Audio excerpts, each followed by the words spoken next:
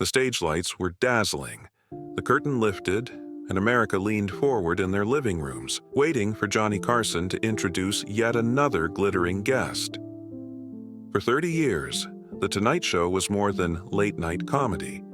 It was the nation's living room, where the most beloved stars of Hollywood's golden age came to laugh, to banter, to shine. But behind the charm and the applause, some of those very faces carried secrets far darker than the laughter they provoked. Smiles polished for the cameras concealed cruelty, corruption, and, in some cases, acts so sinister they would make the audience shudder if only they knew.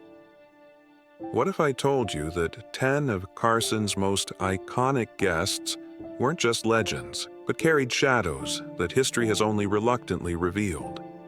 That behind the tuxedos, sequined gowns, and dazzling anecdotes lived the impulses of the manipulator, the abuser, even the predator. Tonight, we open a door Johnny Carson never dared unlock on air. A countdown of the 10 Golden Age guests who were, by reputation, rumor, or cold, hard fact, actually evil. And when you hear who lands at number 1, you may never look at the Golden Age of Hollywood the same way again. Number 10. Joan Crawford. She was the very image of Hollywood glamour. High cheekbones carved like marble, gowns that glittered under the spotlights, and a career that spanned silent films into the age of television. On The Tonight Show, Joan Crawford appeared as a grande dame of cinema, radiating elegance, wit, and poise. Johnny Carson, ever the gracious host, treated her as royalty, an emblem of an era when stars seemed more divine than human. But away from the soft laughter of the audience and the clink of studio glasses, another version of Crawford lurked. Her daughter, Christina, would later shatter the myth with her infamous memoir, Mommy Dearest, a harrowing portrait of a mother consumed by cruelty and obsession. The accounts of beatings with wire hangers, nights filled with screaming, and a household run like a tyrant's palace painted Joan not as a nurturing matriarch, but as a tormentor whose perfectionism bordered on sadism. To Hollywood, Crawford was a survivor, rising from poverty to immortality on the silver screen. To her children, she was something closer to a monster. And while many contemporaries rushed to defend her, dismissing Christina's testimony as exaggeration, whispers of Joan's unpredictable temper had long been an open secret in Hollywood circles. So there she sat, in Carson's guest chair, dazzling millions with stories of stardom, while behind the mask lay scars that would haunt her family forever. Number 9. Bing Crosby. To most Americans, Bing Crosby was the voice of Christmas itself. His smooth crooning of White Christmas wrapped the nation in a blanket of nostalgia and warmth, a sound so deeply woven into the fabric of family traditions that it felt almost sacred. When Crosby appeared with Johnny Carson, he was every bit the genial entertainer, trading jokes and reminiscing about golf games with presidents and studio bosses.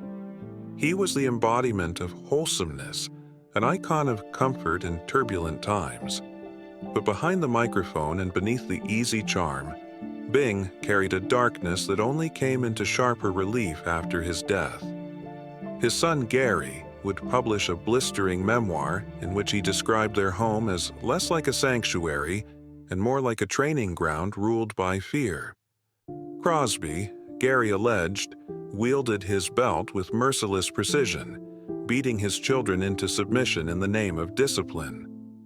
Smiles were enforced, obedience demanded, and affection replaced by a cold standard of perfection. Even outside the family, whispers painted Crosby as distant, calculating, a man who hid behind his genial image while keeping others at arm's length. His philanthropy and friendships with powerful men stood in sharp contrast to the haunted stories of his children, who bore the psychological weight of his iron hand for the rest of their lives. So when Crosby grinned at Carson's desk, spinning tales of golf and music, the audience saw America's beloved baritone. What they didn't see was the shadow of a patriarch whose idea of love often blurred into cruelty. Number 8. Errol Flynn. Errol Flynn was the swashbuckler of Hollywood's dreams, the man who leapt across ships with a sword in hand, who smiled with rakish confidence as damsels swooned and villains fell. By the time he appeared on Carson's stage, his legend was already sealed. The ultimate screen rogue who made adventure look effortless. Johnny teased him with the same affectionate awe that millions felt. The star who embodied daring charm. But behind the scenes, Flynn's life was soaked in scandal. In the 1940s, he was charged with statutory rape involving 2 underage girls, a trial that transfixed the nation. Though he was acquitted, the sordid details, allegations of coercion, manipulation, and recklessness left a stain on his reputation that never fully washed away. Hollywood, ever eager to protect its golden boys, spun the trial into a narrative of persecution, and Flynn leaned into his reputation with the quip that he lived in like Flynn. Yet the stories persisted. Tales of underage relationships, rampant alcoholism, and a personal life spiraling through excess. What made Flynn's darkness so chilling was the way it seemed almost celebrated in his day, excused as the antics of a charming rogue rather than the predation it truly was. By the time he sat with Carson, he was no longer the swashbuckler but a ghost of his former glory, aged, dissipated, and clinging to memories that glittered far brighter than the reality. The audience laughed at his stories, swooned at his aura, but beneath the legend lay a man whose appetites too often trampled the vulnerable. Number 7. Frank Sinatra. When Frank Sinatra walked onto Carson's stage, the air shifted. The audience leaned closer, Johnny himself softened, and suddenly the room felt electric. Sinatra wasn't just a singer, he was the voice, a man whose phrasing could break your heart in 3 notes, who carried himself like the very embodiment of cool. To the public, he was untouchable, a god among entertainers. Yet Sinatra's life was riddled with shadows. Behind the velvet voice and the tuxedo sheen, there were temper tantrums so violent they bordered on volcanic. Friends and colleagues spoke of his ability to turn from charming to cruel in a matter of seconds, lashing out with words or fists when his ego was bruised. And more troubling still were his rumored ties to organized crime. Sinatra's friendships with mob figures like Sam Giancana and Lucky Luciano weren't just whispered about in smoky bars. They were investigated by the FBI. Though never convicted of any criminal activity, the associations painted a picture of a man who thrived in a dangerous overlap of glamour and power. Even in his romances, Sinatra's darker side surfaced. His volatile marriage to Ava Gardner was punctuated by jealous rages, public scenes, and emotional warfare that left both scarred. To the outside world, he was a crooner who sang of tenderness. Behind closed doors, he was a man wrestling with demons of rage, pride, and dangerous alliances.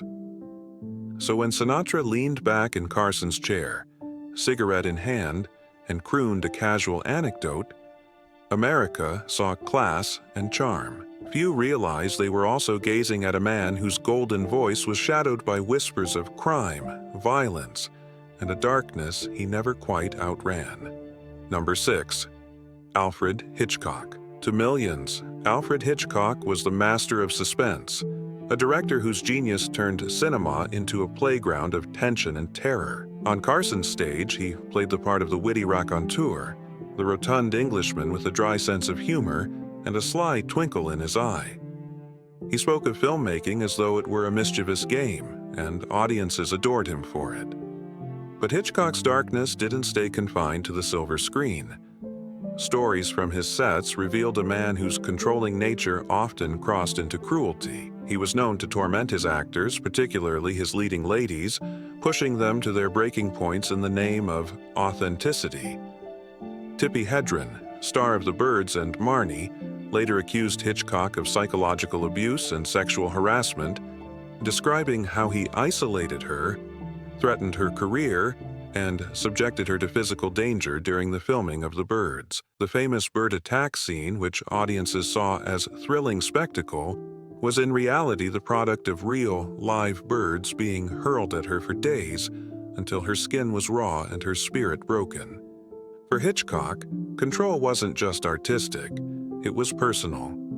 His fixation on blonde actresses, his use of intimidation, and his sadistic streak behind the camera painted a portrait of a man who thrived on power over others. So when he appeared on The Tonight Show chuckling about suspense and mystery, America laughed along. Yet beneath that affable facade was a director whose real-life games with fear weren't just cinematic, they were cruelly, disturbingly real. Number 5. Jerry Lee Lewis. When Jerry Lee Lewis sat down with Johnny Carson, the room practically buzzed with chaos. The man was a firestorm in human form, pounding the piano with a fury that turned rock and roll into a riot. Known as The Killer, his wild energy and rebellious persona made him a sensation, and Carson leaned into that spectacle, drawing out the outrageous stories and letting America watch the mayhem wrapped in Southern charm. But behind the bravado, Lewis's life was marred by scandals that would shadow him forever. The most infamous came in 1958, when, at the height of his fame, he married his 13-year-old cousin, Myra Gale Brown. The revelation detonated his career almost overnight, turning him from rock and roll's brightest star into a pariah. Concerts were canceled, records stopped selling, and the public recoiled at what many saw as outright depravity.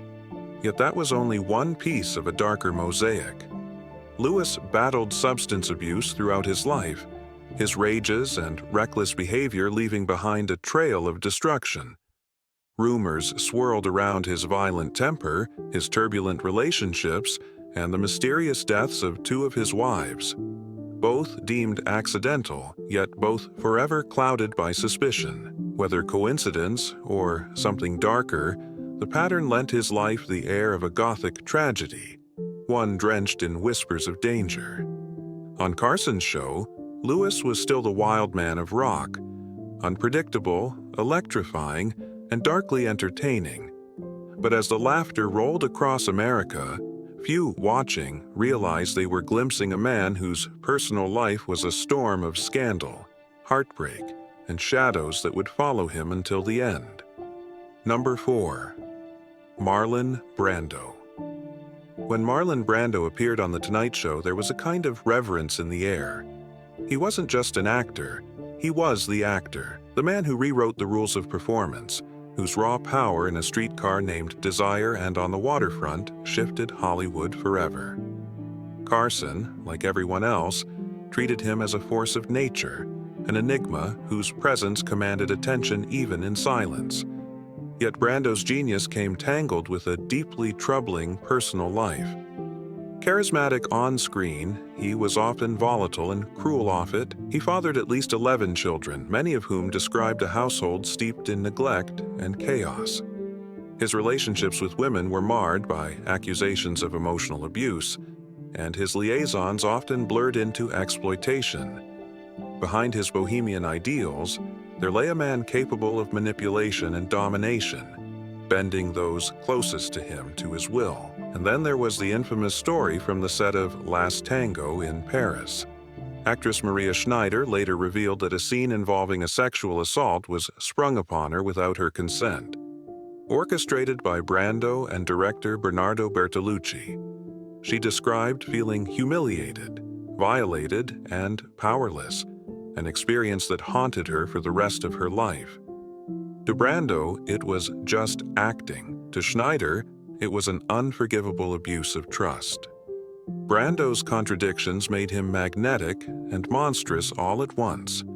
A man who could speak out against injustice in politics, yet inflicted in his private life, who could change the face of art while leaving wreckage in his wake. So when Brando leaned back in Carson's chair, smiling shyly beneath his brooding eyes, the audience saw a tortured genius. What they couldn't see were the darker shadows that genius cast. Number 3. Roman Polanski. When Roman Polanski appeared on The Tonight Show, He was introduced as a visionary, one of the few directors who could rival Hitchcock in the art of suspense. His films, from Rosemary's Baby to Chinatown, had elevated him into the pantheon of Hollywood's most daring artists. Carson treated him as an auteur, a man who carried cinema into darker, more sophisticated realms. But even then, shadows clung to Polanski. In 1977, those shadows erupted into full scandal when he was charged with the sexual assault of a 13-year-old girl. Polanski admitted to unlawful intercourse with a minor, but before sentencing, he fled the United States, beginning a life in exile that continues to define his legacy. The case became one of Hollywood's darkest stains, an artist celebrated for brilliance yet condemned for predation. And this wasn't the only darkness in his story. Years earlier, his life had been marked by tragedy when his pregnant wife, Sharon Tate, was brutally murdered by the Manson family. That horror would forever shape public sympathy toward Polanski, yet it also cast a cruel irony. A man who survived unspeakable violence would go on to inflict trauma of his own. To this day, Polanski remains a polarizing figure, embraced in Europe while shunned in Hollywood.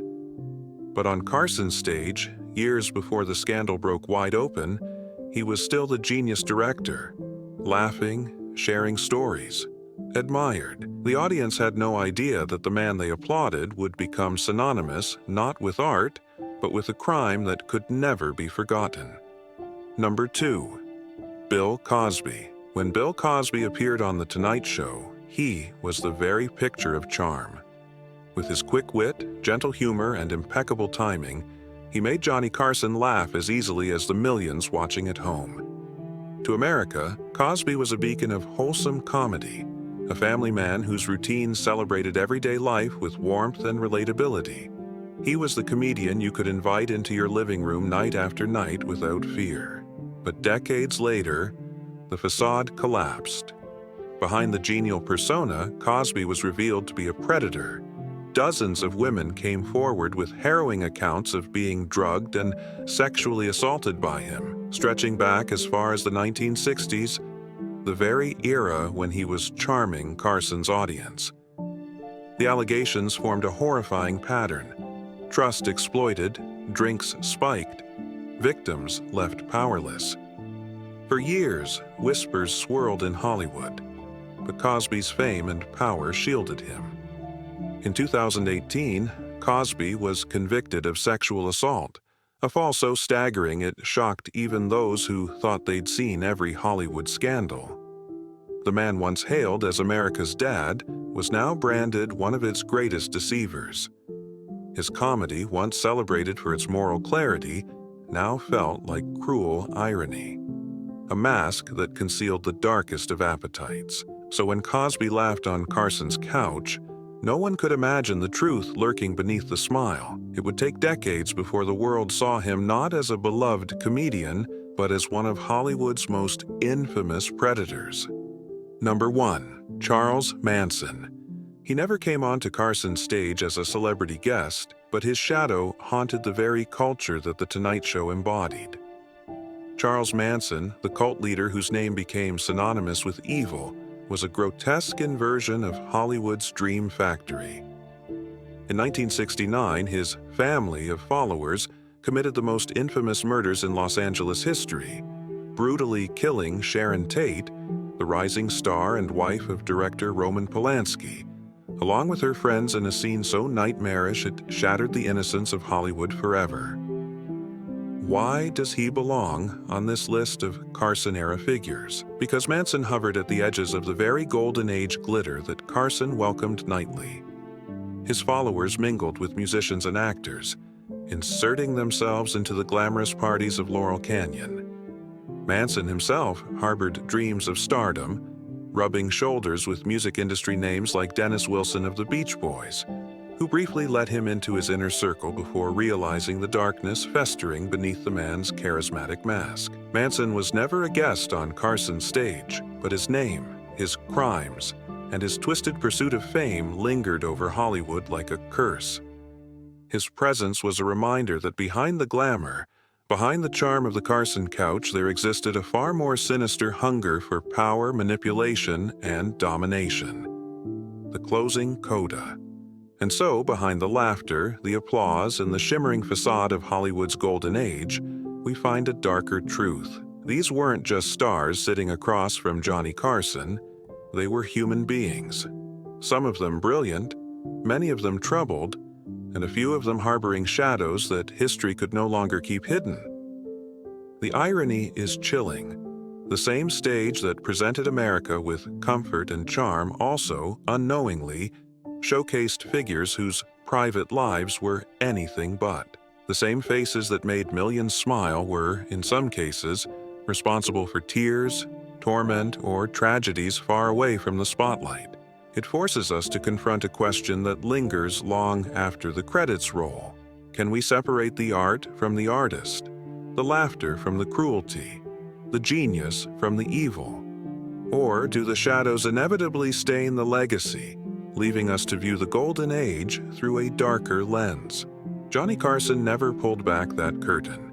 He gave us the performance, the polished version. But history has a way of revealing what show business conceals. And when we look back now, the glamour seems haunted. Proof that even in the brightest light, the darkest shadows remain. So tell me, which revelation surprised you most? Which star do you see differently now? And do you believe the golden age was truly golden?